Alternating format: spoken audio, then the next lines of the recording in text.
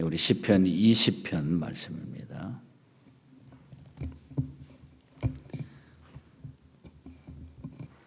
1절부터 9절까지 제가 봉독해 올립니다. 시편 20편입니다. 환난 날에 여호와께서 내게 응답하시고 야곱의 하나님의 이름이 너를 높이 드시며 성소에서 너를 도와주시고 시온에서 너를 붙드시며 내 모든 소재를 기억하시며 내 번제를 받아 주시기를 원하노라. 내 마음의 소원대로 허락하시고 내 모든 계획을 이루어 주시기를 원하노라. 우리가 너의 승리로 말미암아 계가를 부르며 우리 하나님의 이름으로 우리의 깃발을 세우리니 여호와께서 내 모든 기도를 이루어 주시기를 원하노라. 여호와께서 자기에게 기름 부음 받은 자를 구원하시는 줄 이제 내가 아노니 그의 오른손에 구원하는 힘으로 그의 거룩한 하늘에서 그에게 응답하시리로다. 어떤 사람은 병거, 어떤 사람은 말을 의지하나 우리는 여호와 우리 하나님의 이름을 자랑하리로다. 그들은 비틀거리며 엎드러지고 우리는 일어나 바로 서도다. 여호와여 왕을 구원하소서. 우리가 부를 때에 우리에게 응답하소서. 아멘. 아멘. 오늘 또 우리 말씀으로 승리하는 우리 복된 하루 되기를 축복합니다. 시편 20편은 전쟁을 통해서 나타나는 그 기도의 중요성을 우리에게 보여주는 그런 말씀입니다. 본문의 그 배경은 이스라엘이 수리아와 전쟁을 할 때에 승리를 기원하면서 지어 부른 노래입니다. 우리가 사무엘하 10장의 배경을 우리가 살펴볼 수가 있습니다. 다윗이 암몬과 아람을 자기 앞에서 하나님 앞에 승리를 허락해 주기를 간구하는, 전쟁을 앞에 두고 승리를 주시기를 간구하는 그런 다윗의 시적인 고백을 기도로 담은 것이 바로 시편 20편입니다. 전쟁의 승리는 어떤 병력의 숫자나 전술에 있는 것이 아니고 하나님을 의지하는 데 있다, 여호와께 있다 하는 것을 분명히 밝혀주고 그것을 경험했고 확인했다고 하는 거죠. 그러므로 이스라엘은 전쟁에 출전할 때마다 우리가 성경에 보면은 하나님을 의지하며 신앙으로 먼저 무장하고 기도하면서 늘 다윗이 나갔던 것을 보게 됩니다. 그럼 우리는 이 말씀을 통해서 우리의 영적 싸움에서, 영적 전쟁에서 승리하기 위해서 어떻게 우리가 기도해야 할까? 오늘 여기에 초점을 맞춰서 이 말씀을 우리의 삶에 적용하기를 바랍니다. 그래서 오늘 아침에는 시편 20편의 제목을 단다고 하면은 승리를 위한 기도, 승리를 위한 기도. 자, 먼저 우리가 1절에서 5절 사이를 살펴보면은 우리가 지도자를 위해서, 리더십을 가진 자들을 위해서, 지도자를 위해서 먼저 기도하는 중요함을 우리에게 보여줍니다. 1절에서 5절 사이에 보면은 너, 나, 내라고 하는 이 대명사가 한 10번 정도 나타나고 있는 것을 보게 돼 있어요. 여기에 나는 하는 말은 여호와께 속한 바, 나는 여호와께 속한 바, 그 기름을 받은 자를 가리킵니다. 6절에. 그러면 그것은 누굴 가리킵니까? 다윗 왕 자신을 가르치고 있다는 거죠. 기름 부은 자. 백성들은 왕을 위해서 기도하고 있다는 겁니다. 무엇을 위해 기도하고 있습니까?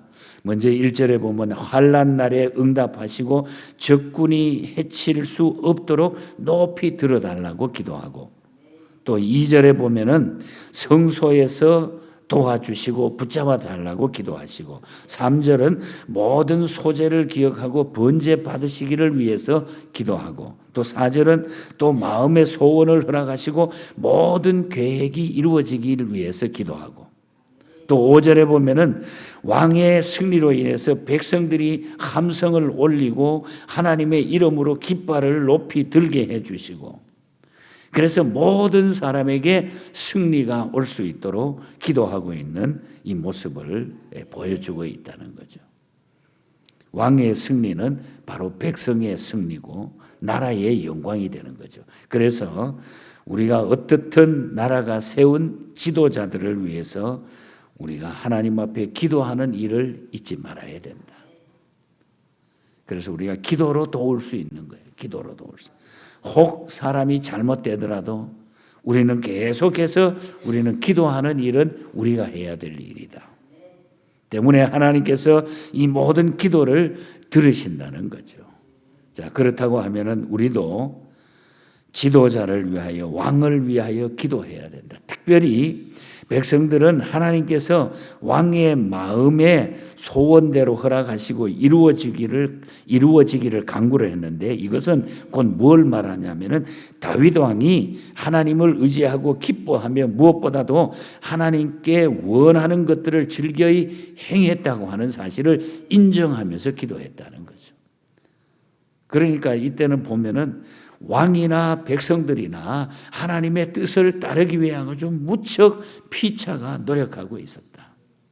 우리 왕은, 우리 지도자는 하나님의 뜻을 따라 행하는 자입니다. 그러니까 하나님 붙잡아 주시기를 바랍니다. 이렇게 기도했다는 거죠. 우리가 기도하면 이것이 다 맞아지게 되어 있다는 거죠. 그래서 우리가 가정에서도, 교회에서도, 우리의 사회에서도, 또 우리가 국가적인 일에 있어서도 우리는 리더십을 가진 자들을 위해서 우리가 기도하는 일은 아주 중요한 일이다. 그래서 우리가 많이 기도해야 돼요.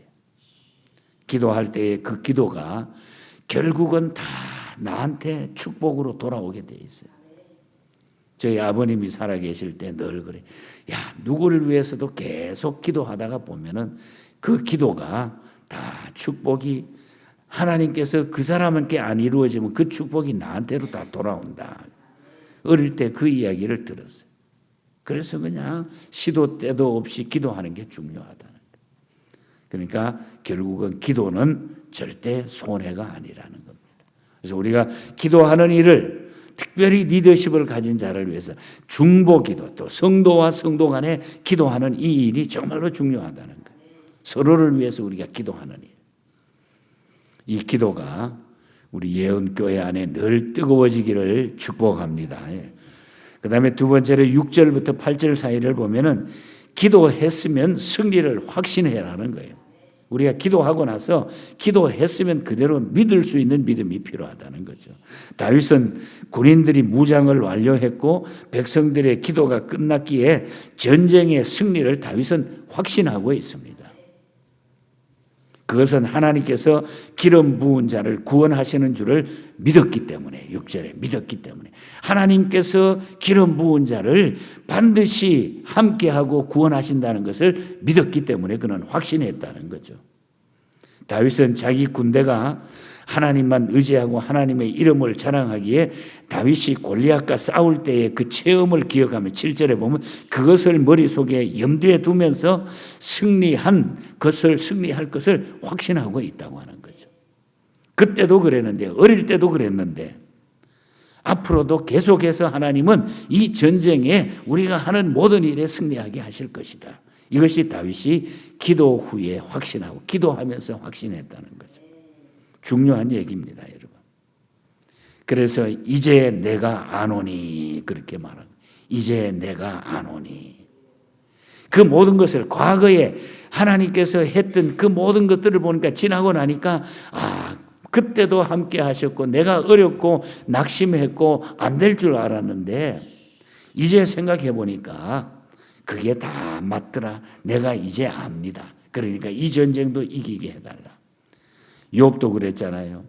그동안 하나님에 대해서 귀로만 듣기만 했는데 이제 눈으로 주를 배우게 됐다 하고서 지나온 후에 그걸 다 알게 됐다고.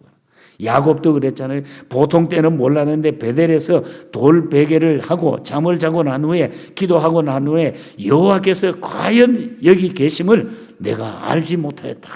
이제 내가 지나고 보니까 하나님이 이렇게 해서 함께 했던 것을 내가 이제 알았습니다. 나 이제 기도한 후에 모든 것을 나는 확신하며 살아간다. 이 고백이죠.